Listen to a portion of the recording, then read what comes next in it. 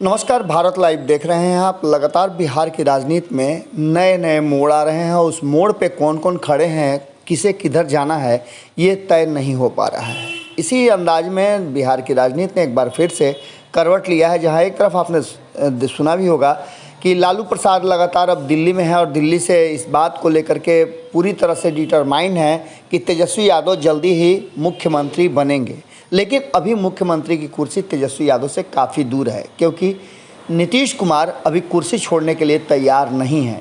वहीं दूसरी तरफ आपको बता दें कि भारतीय जनता पार्टी भी जब से नीतीश कुमार और तेजस्वी यादव साथ आए हैं तब से बिहार में सरकार को कैसे परेशान किया जाए, कैसे इन लोगों का वोट बैंक समाप्त किया जाए, वोट बैंक पर अपना अधिकार जमाया जाए और वहीं कैसे इन दोनों की दोस्ती ख़त्म हो, इस बात को लेकर के लगातार प्रयास कर रही है और इसके लिए नीतियाँ बना रही हैं। इन्हीं नीतियों के तहत कौन कौन लोगों को एनडीए में शामिल करना है, क्योंकि भारतीय जनता पार्टी अकेली हो गई है। इसमें कई नाम सामने आ रहे हैं। कहा तो यहाँ तक जा रहा है कि नीतीश कुमार और तेजस्वी यादव के बीच में जो दूरी पैदा होगी उसके लिए भारतीय जनता पार्टी ने पूरी तैयारी कर ली है। इन्हीं सब बातों को लेकर के आपको बता दें कि चिराग पासवान को लेकर भी काफ़ी चर्चा थी कि चिराग पासवान एनडीए का हिस्सा बनेंगे, क्योंकि अब तक वो कह तो रहे थे लेकिन एनडीए का हिस्सा नहीं थे। न नीतीश कुमार चाहते थे कि वो एनडीए में रहें और न ही उनके चाचा पारस चाहते थे कि एनडीए का हिस्सा चिराग पासवान बने।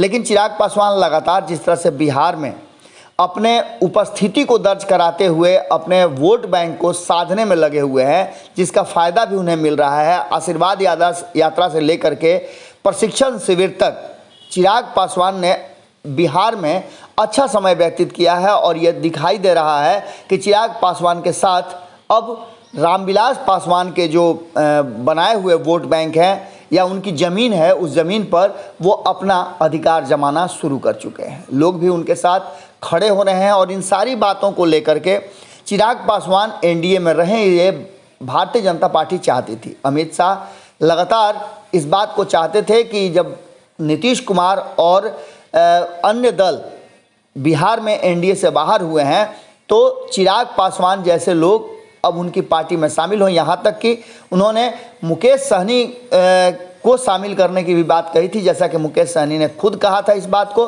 और इसके साथ साथ महागठबंधन में भी कई दल हैं जिनको लेकर के ये कहा जा रहा था कि कभी भी वो एनडीए का हिस्सा हो सकते हैं। अब जो बातें सामने आ रही हैं उसमें चिराग पासवान का रोल तय कर दिया है अमित शाह ने। अमित शाह बिहार से जाने के बाद यहाँ की स्थिति और यहाँ की परिस्थिति को आकलन करने के बाद कैसे यहाँ बिहार की राजनीति में भारतीय जनता पार्टी एक बार फिर से अपना पैठ बना सके, इसकी तैयारी शुरू कर चुके हैं।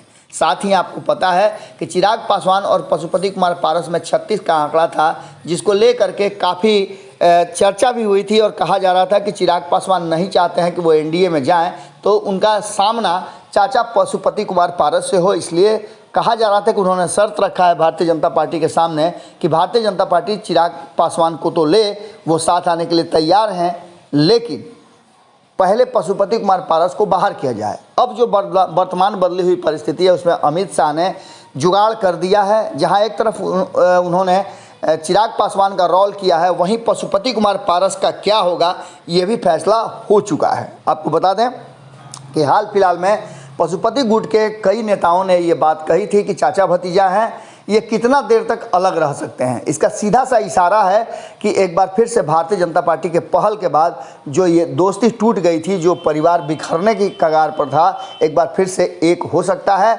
और मंत्रिमंडल में भी चिराग पासवान शामिल हो सकते हैं। उसके बाद बिहार में और कई नेताओं को लाने की भी जिम्मेवारी उन्हें मिली है। एक तरफ जहाँ आरसीपी सिंह को इस काम में लगाया गया है कि कैसे नीतीश कुमार की पार्टी को क्षति हो सके और नीतीश कुमार की पार्टी में जो लोग विक्षुब्ध हैं वो वापसी कर लें, वहाँ छोड़ करके बाहर आ जाए। वहीं चिराग पासवान को भी एक रोल दिया गया है जिसमें वो तेजस्वी यादव के सामने मुख्यमंत्री के उम्मीदवार के रूप में अपने आप को खड़ा रखें। यही वो बात है जिसको लेकर के लगातार चर्चा चल रही थी। अब जैसा कि सूत्रों से जानकारी मिली है कि चिराग पासवान और अमित शाह के बीच में सब कुछ लगभग फाइनल होने की स्थिति में है और बहुत जल्द देखने को मिल सकता है कि एक बार फिर से एनडीए का कुनबा बिहार सहित देश में भी बढ़े।